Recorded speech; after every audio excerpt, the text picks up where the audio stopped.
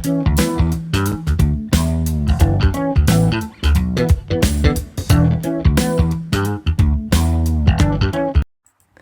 guys, welcome back to our channel. Kangen gak nih sama konten-konten yang diadain sama Classicast? Pasti semuanya pada penasaran kan sama tema kita hari ini? Now, Classicast bakal ngebahas soal kelaparan. Siapa sih di dunia ini yang gak pernah lapar? Tapi sebelum kita masuk lebih dalam, bagi kalian yang belum kenal sama podcaster-podcaster kita, yuk sini kenalan dulu. Dari saya sendiri nih, nama saya Veila. Halo, nama saya Shalom. Next, nama saya Meisha. Halo, nama saya Cornelia. Nama saya Luis. Nama saya El Steven. What's up? Nama saya Juan. Dan yang terakhir aku, Grace Felicia. Udah kenal kan sama podcaster-podcaster kita? Yuk langsung aja, enjoy! Ni hao. Halo juga Meisha. Ni hao ma. 我很好。 Wah, baguslah kalau begitu. 我们去吃饭吧，我想吃饭。 Ayo, aku mau ke kedai ayam goreng. 是的，你知道非洲的饥荒吗？我知道，我喜欢chai diansi sangkan data. Sebaiknya kamu dengarkan juga melalui podcast Classicast ini. 好的，给我频道。已经在这里听。 Wah, kasihan sekali ya para penduduk Afrika. Bener banget. Tuh, lihat aja sama tingkat kelaparannya. Afrika merupakan negara yang menempati urutan pertama sebagai negara paling lapar di dunia. Negara dengan tingkat kelaparan yang tinggi ini mendapat skor GAI sebesar 53,7 yang membuatnya masuk dalam kategori sangat mengkhawatirkan menjadi ancaman bagi negara di dunia. Kondisi ini membuat lebih dari 853 juta orang di dunia mengalami gizi buruk hingga saat ini. Dominika merupakan negara yang memiliki persentase penduduk kurang gizi tertinggi di dunia, yaitu 69,81%. Dari jumlah penduduk Dominika, sebanyak 71.625 orang, 50.000 diantaranya menderita gizi buruk, makanan sehat, dan bencana alam. Kondisi ini diperparah dengan perekonomian negara yang terpuruk di masa pandemi COVID-19. Nah, dari bencana kelaparan di negara Afrika dan Dominika, di sana menjelaskan betapa besar banget kelaparan yang terjadi dan hampir merenggut setengah dari populasi manusia di Afrika. Hal seperti ini juga bisa terjadi di negara tercinta kita, yaitu bangsa Indonesia. Apalagi penduduk Indonesia yang sangat padat dan banyak dari mereka yang tidak mendapatkan lapangan pekerjaan yang layak, serta memenuhi taraf hidup mereka. Taraf hidup yang tidak tercukupi dan kebutuhannya semakin melonjak dari hari ke hari akan meningkatkan potensi kemiskinan. Kemiskinan tersebut tidak sesuai dengan Indonesia yang masuk predikat sebagai negara dengan jumlah sumber daya alam atau keanekaragaman hayati yang sangat beraneka ragam, mulai dari tumbuhan, bahkan binatang darat dan laut seperti sapi, udang, ikan, dan berbagai jenis hewan layak untuk disantap lainnya.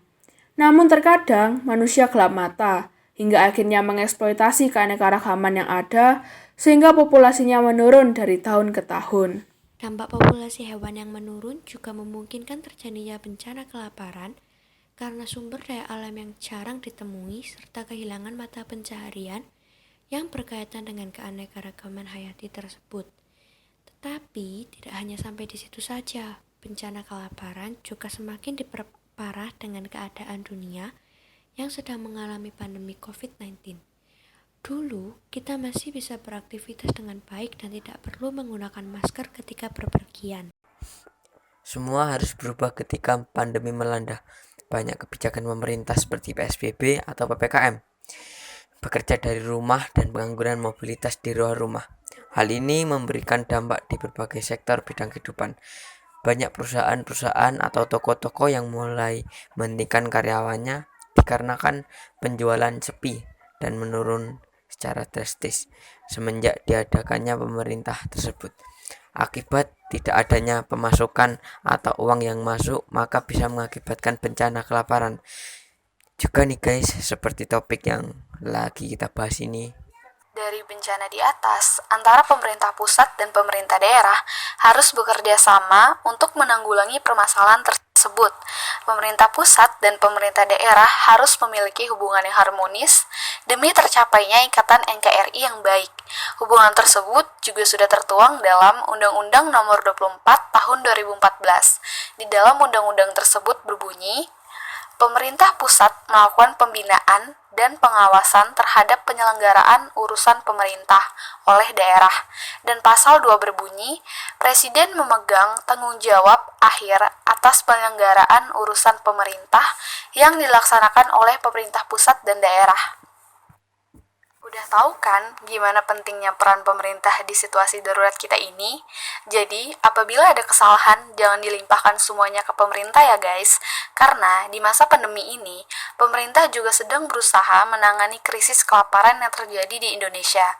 Dan untuk menangani kasus ini juga, tidaklah mudah mengingat jumlah penduduk yang sangat banyak dan padat. Kebutuhan pokok sangatlah tidak mencukupi. Maka dari itu, pemerintah didesak untuk memperhatikan kebutuhan pangan dari masyarakat. Sebelum pandemi, pemerintah menjalankan program kekeluargaan harapan atau PHK untuk meningkatkan kesejahteraan masyarakat. Tidak hanya PHK, namun pemerintah juga mengeluarkan bantuan tunai atau BPNT untuk mengurangi pengeluaran melalui sebagian pemenuhan kebutuhan pangan, memberikan bahan pangan bernutrisi seimbang secara tepat, sasaran, dan waktu. Namun karena situasi pandemi ini ada 2 program, yaitu program keberlanjutan dan program perubahan. Program seperti PHK dan bantuan pangan non-tunai atau BPNT tadi tetap diberlanjutkan, dan program perubahannya yaitu bantuan sosial tunai yang diberikan sejak awal kasus COVID-19.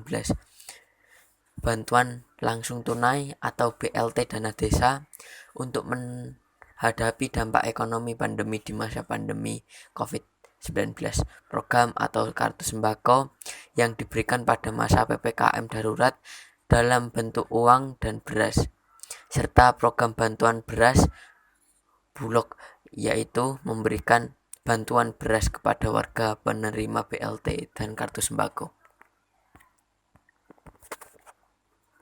Kalian ngedengerin penjelasan tadi, sedih nggak sih guys? Mungkin ada beberapa di antara kalian yang merasa iba atau berempati gitu kan sama orang-orang yang merasakan dampak tersebut. Sebagian dari kalian pasti juga ingin membantu mereka yang kesusahan dan ingin sekali menolongnya. Itulah yang disebut suara hati kita guys. Suara hati adalah suara yang ada di dalam diri kita sendiri untuk mendorong kita melakukan tindakan secara benar. Jadi, perasaan berempati, perasaan ingin membantu, kata-kata atau pikiran yang muncul secara tiba-tiba dalam diri itu termasuk suara hati kita loh. Tetapi, terkadang suara hati bisa salah guys. Kenapa? Itu bisa disebabkan oleh beberapa faktor. Faktor yang pertama adalah karena kita selalu memilih tindakan yang salah dalam pengambilan keputusan suara hati. Jadi, ketika suara hati tidak dipilih, suara hati bisa menjadi gelap dan akhirnya padam dalam diri kita, sehingga kita mudah sekali untuk terhasut oleh hal-hal yang salah. Nah, untuk mengasah suara hati tersebut, bisa kita lakukan dengan berbagai cara yang ada. Cara yang paling ampuh dan mudah adalah berbuat baik terhadap sesama. Mungkin dengan cara memberi roti atau uang lebih kepada orang yang tidak mampu atau senasib, terutama bagi mereka yang terlihat kelaparan. Bahkan untuk makan sehari-hari saja sudah susah dan membutuhkan tenaga yang ekstra. Tindakan konkret dari rasa simpati dan empati tidak hanya dilakukan oleh sebagian penduduk saja, namun oleh seluruh warga negara Indonesia, termasuk diri kita sendiri sebagai seorang siswa, siswi, atau pelajar. What will we urge the government to tackle this hunger? What will we urge the government to tackle this hunger? There are several suggestions that we or the government can do to overcome this hunger. In order to avoid the effects of hunger getting worse, the first is what we humans have to do to help and end this hunger. The first is the easiest. We must pray for them, that God will help them overcome this hunger. The second, we have to donate to them. For example, we can donate at kitabisa.com. The individual aspect as the head of the family, the elderly, first, They are given the opportunity to become entrepreneurs, namely to explore their skill, to be given training and mentoring first, especially for people who have talent and would like to be involved in the entrepreneurial world. 2. Cooperate with the Ministry of Manpower and Banking to provide the capital to person concerned.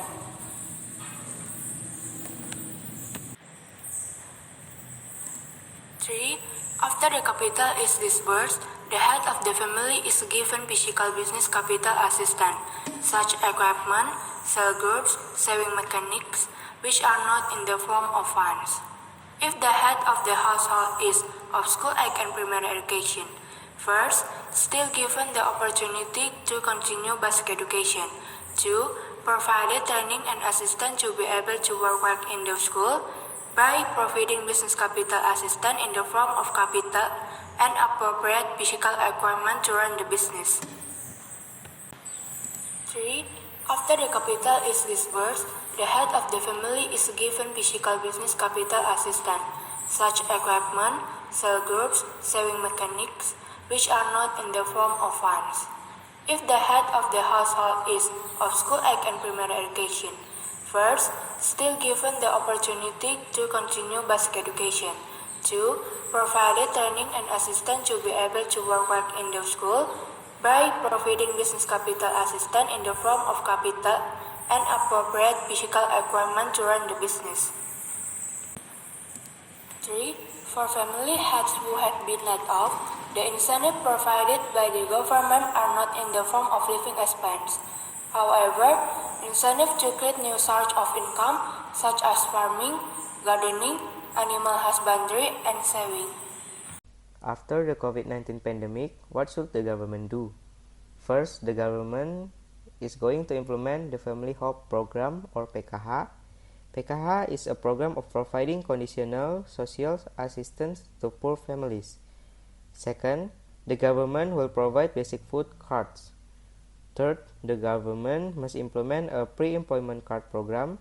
The pre-employment card program is a training and incentive fee assistance program for laid-off workers or laborers, job seekers, and micro and small business actors who have lost their jobs or experienced a decline in purchasing power due to COVID-19 pandemic, and workers who need increased competence. Finally, the government should provide social assistance or bansos to hungry and poor families. The government should be able to do everything that has been mentioned earlier. But there are still those who corrupt social assistance funds. Because of that, many people are still starving. The corruptor shouldn't have to do it, not only because of the law, but also because of the corruptor corrupts, many people suffer. Solusi pemerintah nggak sampai situ aja loh. Pemerintah juga membantu membangun waduk untuk mempermudah irigasi pertanian. Selain mempermudah irigasi pertanian, waduk juga bisa dijadikan sarana air yang dibagi ke beberapa tempat atau daerah warga yang kekurangan air. Berkat penerapan energi kinetik yang menjadi energi listrik, waduk juga bisa membantu penduduk-penduduk yang kesulitan dapat energi listrik untuk keperluan sehari-hari. Di samping pemerintah yang berjalan menghentikan kelaparan, kita sebagai warga Indonesia juga harus turut serta dalam menanggulangi dan membantu pemerintah ya guys. Kita bisa membuka lapangan pekerjaan atau usaha baru dengan sumber daya alam dan keanekaragaman hayati yang tersedia di alam. Contohnya adalah umbi-umbian, kacang-kacangan, dan berbagai daging pangan lainnya. Eits, tapi jangan pesimis dulu. Mungkin kalian ngerasa mau buka usaha dan ada peluang di pasar, itu susah kan? Namun kalian harus bisa dan mampu nerapin 3 komponen perencanaan bisnis ini. Yang pertama, yaitu konsep bisnis atau ide serta visi misi dari bisnis yang ingin kamu bentuk. Kedua adalah pasar. Kalian harus tahu dulu nih, gimana situasi pasarnya, apakah bisa untuk bersaing atau tidak. Ketiga adalah keuangan. Analisis dan berhati-hati dalam langkah yang akan diambil dapat membantu kalian untuk lebih bijaksana lagi loh. Jadi semangat ya, tidak ada yang tidak mungkin selama kita mau mencoba. Nah, gimana nih guys podcast kita hari ini? Makin seru dan ngerti kan gimana langkah efektif yang harus kita lakukan di masa pandemi ini. Jangan lupa menggunakan double masker dan social distancing ya.